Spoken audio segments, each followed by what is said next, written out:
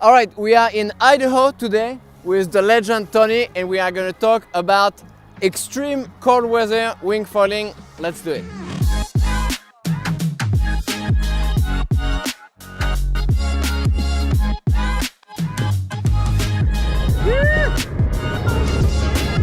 All right, this is definitely the most gnarly condition I've been in. Wing is icing up, but got the dry suit. I'm nice and ready. I'm just gonna go for a short session, keep it safe. Tony is filming, so he's keeping an eye on me. Of course, we had a wind change today. Had to go to a 3-meter wing. And I even had to put ski goggles on because the snow is horizontal. As far as my gear, obviously wearing a dry suit, 5mm mitts, 7mm booties, and a 5mm hood under my helmet. And under the dry suit, you kind of want to plan like skiing. Okay, we are up. Woo! Definitely on the extreme side. Let's see if we can ride some swell here, do some sort of a downwind there. Yeah. It's hard to even feel the bird really. With 8mm booties, I think I'm gonna have to turn around. I don't have much water here. I'm gonna have to go upwind. Let's go upwind. Got some good waves, got a lot of wind. Here we go. Let's get out into deeper water before I attempt it. Have some rocks in here.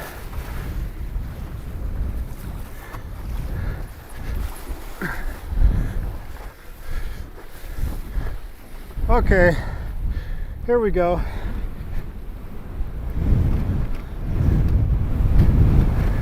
One of the things you have to watch out for is going upwind with the apparent wind and the cold, is your hands are going to get pretty cold fast. Not to mention my face, so pretty glad I got ski goggles on today. Riding in Idaho, winter storm, 3 meters Mantis, maybe riding some swell. Yeah. Look at that. Isn't that pretty dreamy? Woo!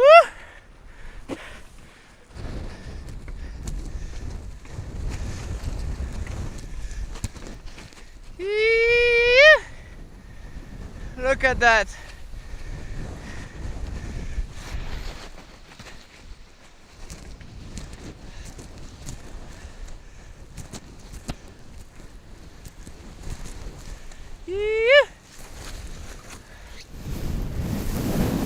The cool thing about the wing from Cabrina with the windows, I know there was some controversy about window material cracking in extremely cold temperature. We are putting it to a test here, but I did talk to Brody, the wing designer at Cabrina. He did say no problem, the material they use is totally good for extremely cold condition. Let's try to go one more time out. Obviously, at some point your deck is gonna freeze, you won't have any more grip, and that is when it is time to go home. But for now, we probably have another out and back that we could do. So let's cruise upwind a bit, and yeah.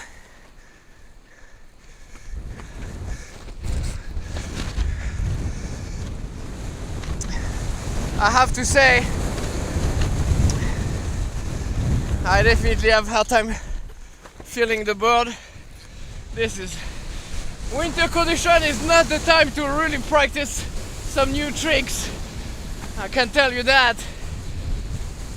It just takes your riding. Just try to like survive ride in the straight line, especially in this kind of condition. Okay, one more jibe here.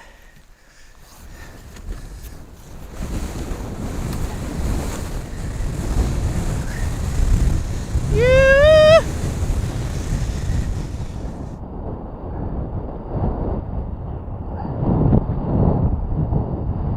Yeah, it's getting too strong right now. I think the wind chill is getting to me.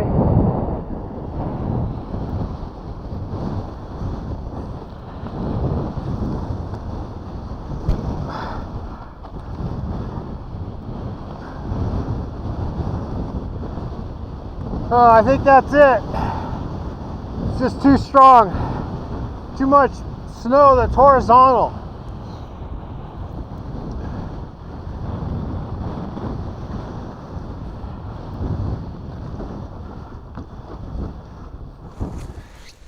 All right, that's it, guys. We did it. We got a session. Winter riding in Idaho. Let's go back to the beach and do a debrief with Tony, because I don't even know if you guys can hear me. So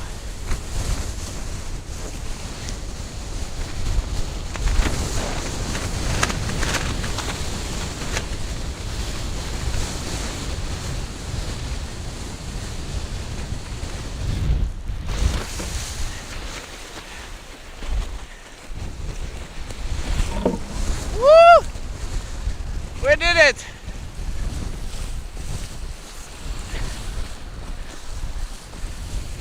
All right, so we are back inside because the weather just got crazy outside and it was just like a bit too difficult for even the camera to run. So let's go over some of the tips so that you guys can go out in the winter in extremely cold condition. But let's first define like the weather limit. What are like the parameters that like when you look at like wind, temperature, that you are deciding like I'm gonna go out or I'm not gonna go out? Well, first off, I'm going to look at wind direction and wind speed, and obviously I'm going to look at temperature.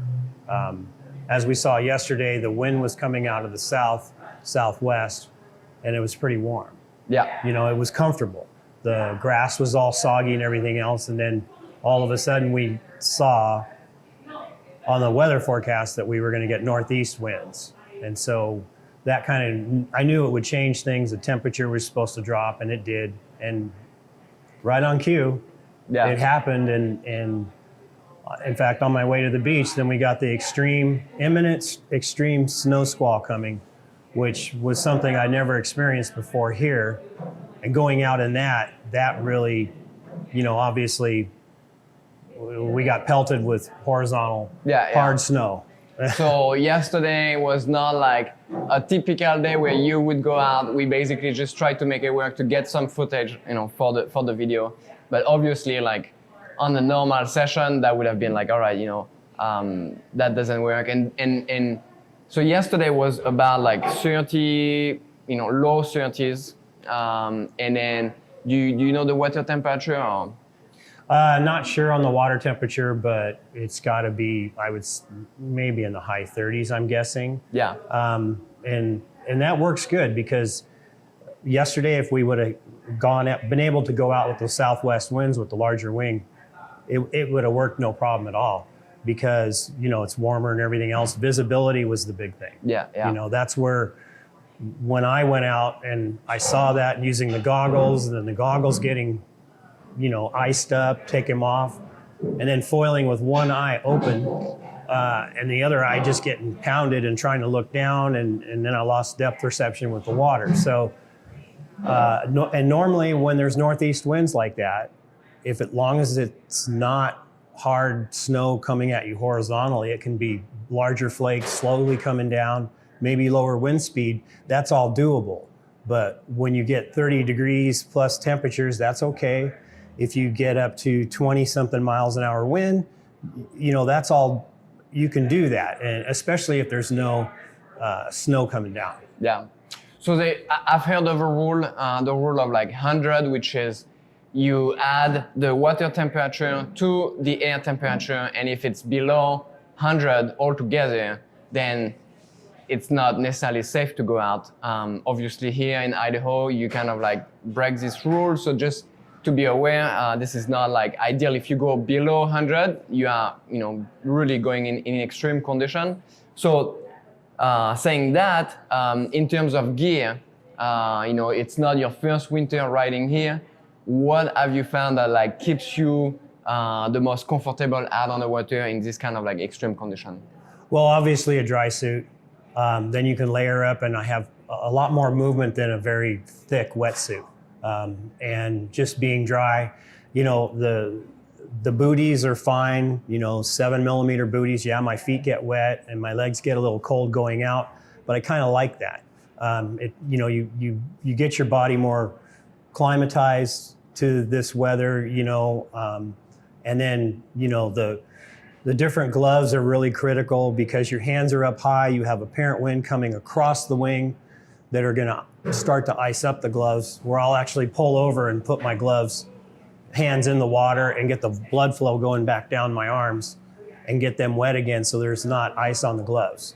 And then go back up. And you can do this, and you can stay out there for quite a while. I'll just make passes, and I'll come in near the marina, drop down, sit on the board, put my hand down, shake the ice off the wing. It's all doable, and you're having fun, and after a while you get pretty warm.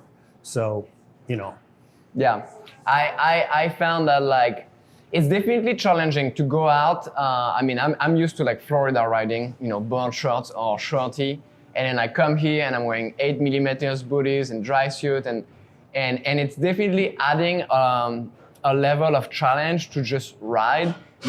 I don't feel the burn like I'm used to. Even though the dry suit still like keeps you like good mobility, it's just not as good like mobility as like everything else when you ride like board shorts.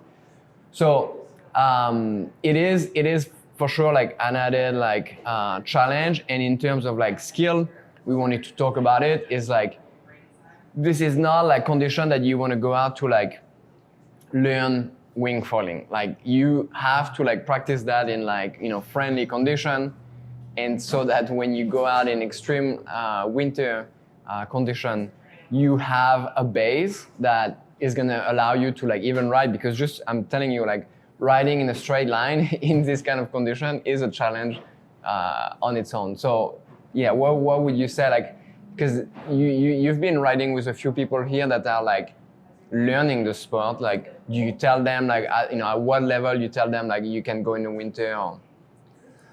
Yeah, well, obviously it's up to each individual and what they've done with their history around the water and cold water. Obviously I've been around cold ocean water since like probably the mid 80s.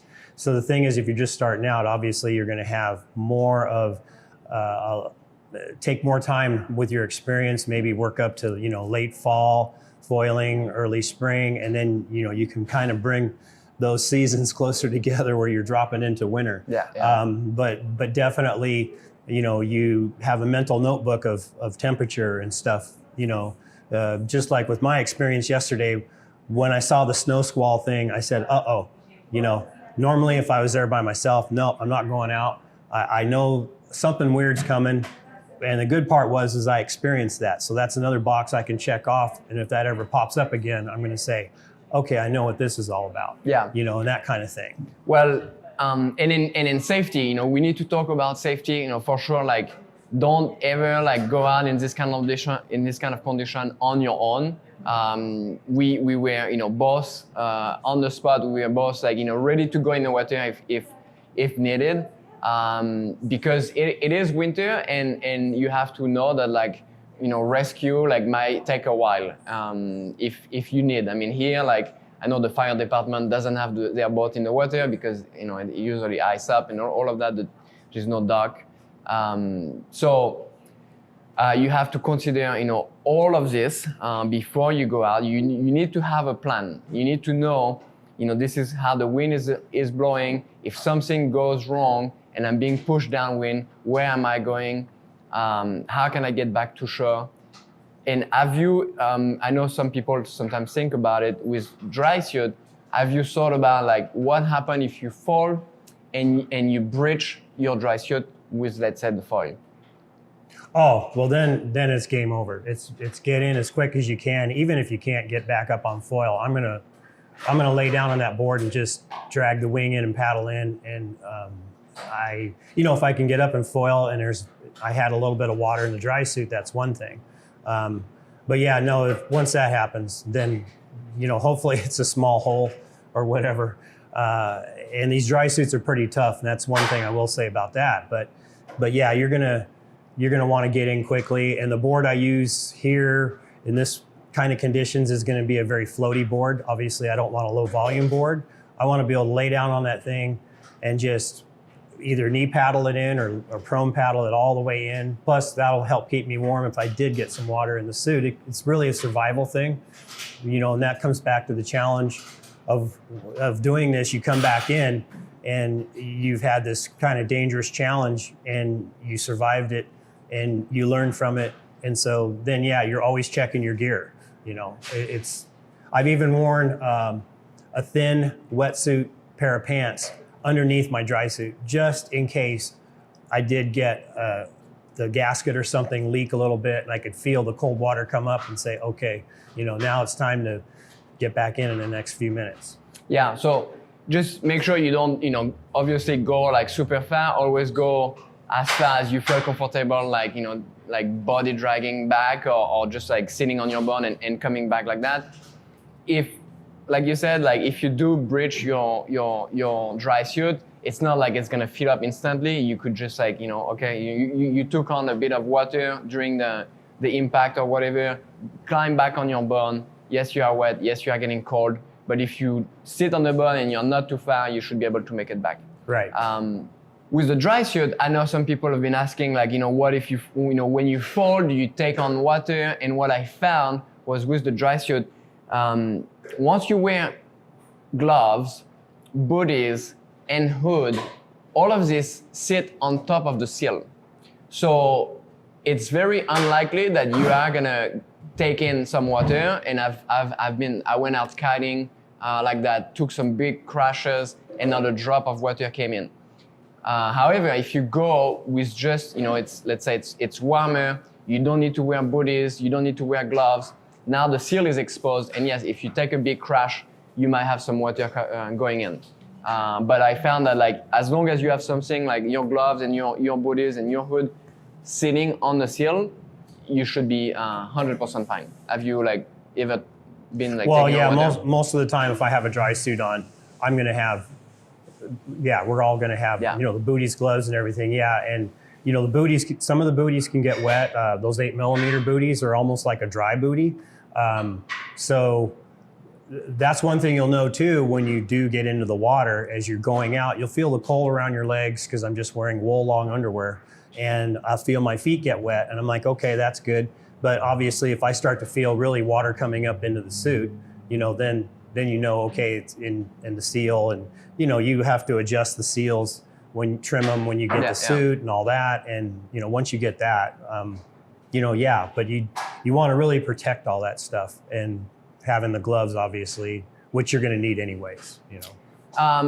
What do you have like a strategy in terms of like layers, like things that you like to that you found like work better to keep you warm? Yeah, I first used like on the pants, I used a 2mm like a hydroskin wetsuit, and now I'm using a real thick wool, long john underwear, and then on the top I have the same thing, a wool top, and then I even use this sweater here, and I'll get it thick enough to where it's going to be really warm, because then your extremities can get warmed up quicker. But also I got to be able to get the jacket up over my shoulders. And with all of that, it can kind of be a challenge, but once it's up, I have plenty of movement. So I'm not too worried about that, Well, I think that's great information. If there is somebody out there that wants to get into winter wing foiling, just make sure you have the skills, you have the equipment, safety is good, you have a plan, and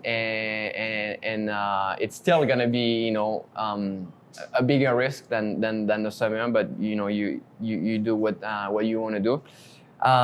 And now, what would you tell somebody that's looking at wing foiling from the shore, watching you having the best time of your life, but they are thinking like, I can't do it, I'm not fit, or I'm too old. What would you tell them? Well, I think if you really want to do it, there's all levels of wing foiling. There's not, obviously the winter time, you're not going to jump in and do that right away. But I think just building up, if you really want to do it, you keep doing it, keep trying. Like I've said before, that you just don't want to give up. If you really want to do it, go out and try it.